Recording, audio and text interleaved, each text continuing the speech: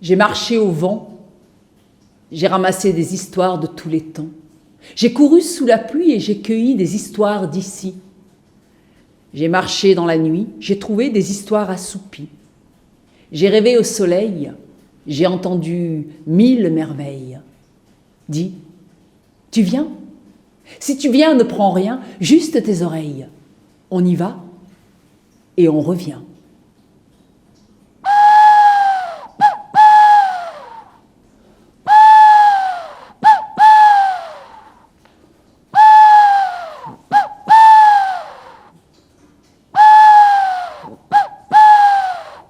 Perdue. Jeanne, elle est perdue. Dans cette immense forêt.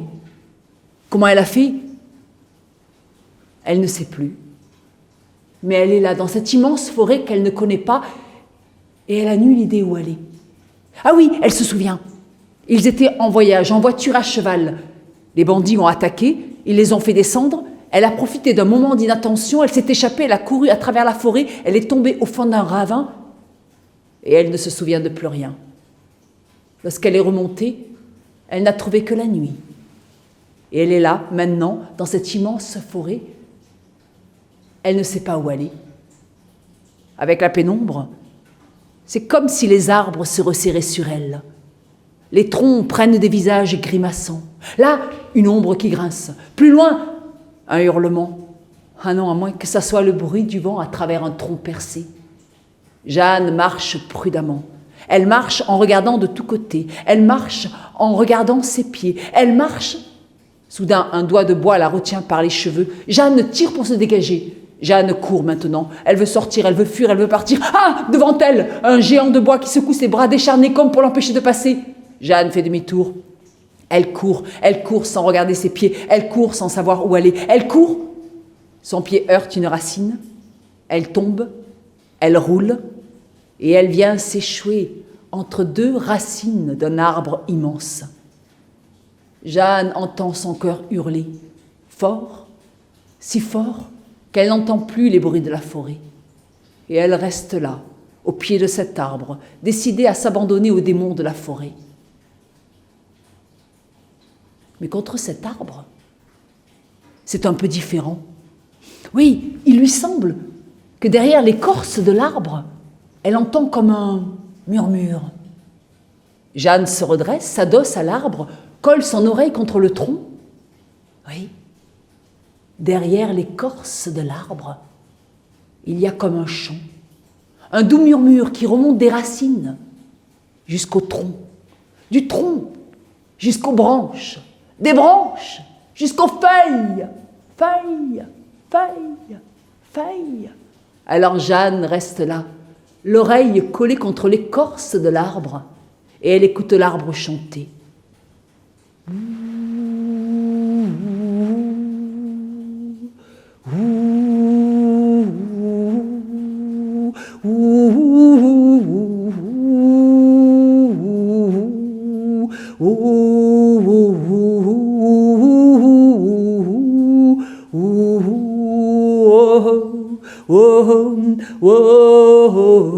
Jeanne écoute longtemps, les yeux fermés.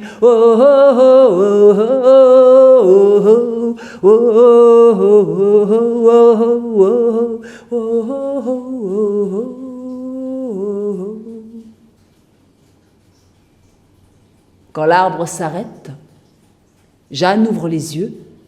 La nuit est si serrée qu'elle n'y voit plus rien.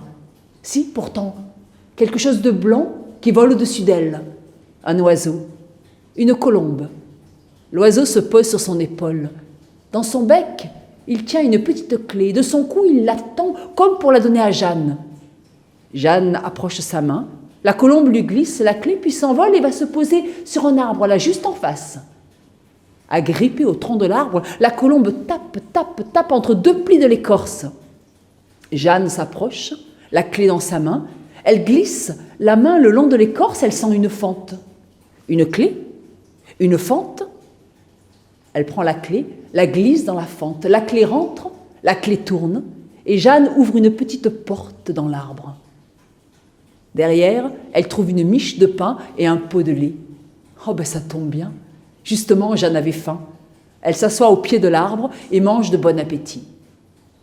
Son repas à peine fini, la colombe revient. Dans son bec, une énorme clé. Et elle amène Jeanne au pied d'un arbre immense. Avec la grosse clé, Jeanne ouvre une lourde porte de bois. Derrière, un escalier qui descend dans le tronc de l'arbre. Jeanne hésite un instant, mais la colombe, elle, s'introduit, alors Jeanne la suit. Et Jeanne descend dans le tronc de l'arbre. Elle descend jusque dans le cœur de l'arbre. Elle descend jusque dans les entrailles de l'arbre. En bas, une pièce de bois. Dans un coin, un lit en bois, fraîchement bordé. Une petite table de chevet. Jeanne n'hésite pas un instant. Fatiguée, elle se couche dans le lit et elle s'endort. Au petit matin, la colombe la réveille. 2 coups de bec sur la table de chevet. Jeanne se lève, la colombe remonte, Jeanne la suit et elle l'emmène devant un 3e arbre. Un tout petit arbre. Jeanne ouvre le 3e arbre et à l'intérieur, elle trouve de quoi s'habiller. Mais il fait jour maintenant. Et Jeanne regarde les 4 arbres qui l'ont accueillie. L'arbre qui a chanté, celui dans lequel elle a trouvé de quoi manger, celui dans lequel elle a dormi, et celui-ci dans lequel elle vient de trouver de quoi s'habiller. Et elle s'aperçoit que les 4 arbres font un rond, comme une maison, et que leurs branches s'emmêlent et s'entremêlent dans le ciel, comme un toit. Jeanne n'a plus peur maintenant. Et comme elle ne sait pas où aller, elle décide de rester là, dans ces 4 arbres maisons. Tous les soirs, elle s'adosse à l'arbre qui chante. Elle l'écoute longuement. Quand il s'arrête, la colombe vient, lui confie une première clé. Elle trouve de quoi aller manger. Puis une 2e clé pour aller se coucher. Et au petit matin, une 3e clé pour s'habiller. Un soir, la colombe se pose sur son épaule, lui glisse la première clé, puis se met à parler. « Jeanne, Jeanne, me rendrais-tu un petit service ?»« Oh ben oui, bien sûr, que puis-je faire pour toi ?» Jeanne marche tout droit dans la forêt, tout droit sans t'arrêter. Tu trouveras une clairière. Au fond de la clairière, une maison. Elle a l'air abandonnée, mais ne t'y fie pas. La cheminée fume encore. Pousse la porte de cette maison. Dans cette maison habite une vieille. Quoi qu'elle dise, quoi qu'elle fasse, quoi qu'elle te demande, surtout, ne lui réponds pas, ne la regarde pas, ne fais rien de ce qu'elle te demande.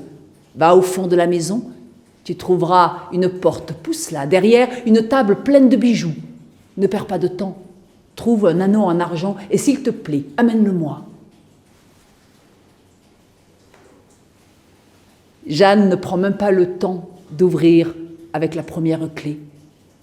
Elle marche comme la colombe lui a demandé. Elle marche à travers la forêt. Elle marche sans s'arrêter. Elle marche jusqu'à la grande clairière. Quand elle arrive, au fond de la clairière, une maison, une ruine plutôt, oui. Le toit s'effondre par endroits, le mur est lézardé, mais la cheminée fume encore. Jeanne pousse la porte. Derrière la porte, une vieille est assise devant son feu. « Ferme la porte, il fait froid !» Jeanne se retourne, s'apprête à pousser la porte. Surtout, ne fais rien de ce qu'elle te demande, ne la regarde pas, ne lui réponds pas. Jeanne laisse la porte ouverte. Ses yeux s'habituent doucement à l'obscurité. Elle s'avance. « Amène une bûche dans mon feu, j'ai froid !» Jeanne aperçoit la porte de l'autre côté. Pour y aller, elle passe tout près de la vieille. La vieille l'attrape par la jupe. « Viens t'asseoir tout près de moi, je te dis !» Jeanne tire la jupe pour se dégager. Elle fait quelques pas, pousse la porte. Derrière la porte, une table.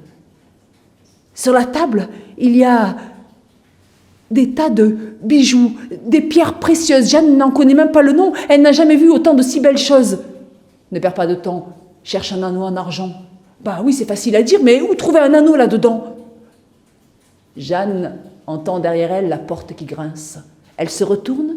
Elle a juste le temps d'apercevoir la vieille. Dans la main de la vieille, une cage. Dans la cage, un oiseau. Dans le bec de l'oiseau, un anneau et la vieille. « L'arbre restera arbre tant que je serai là !»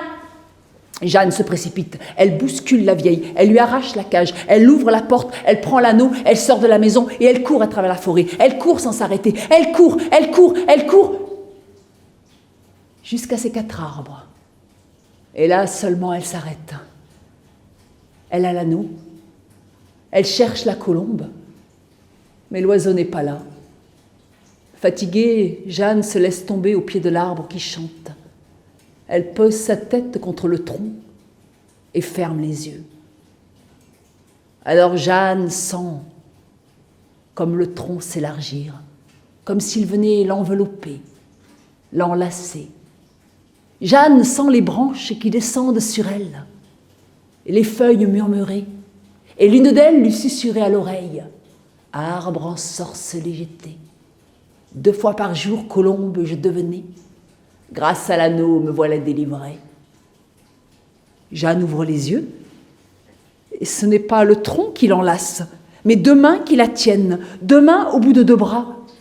Jeanne se retourne, et ce n'est pas l'arbre qui est derrière elle, mais un magnifique jeune homme. Homme-arbre ou arbre ensorcelé, qui sait? Ce qui est sûr, c'est que de son regard, la Jeanne, il l'a ensorcelée. Et après, derrière les buissons, bien d'autres secrets.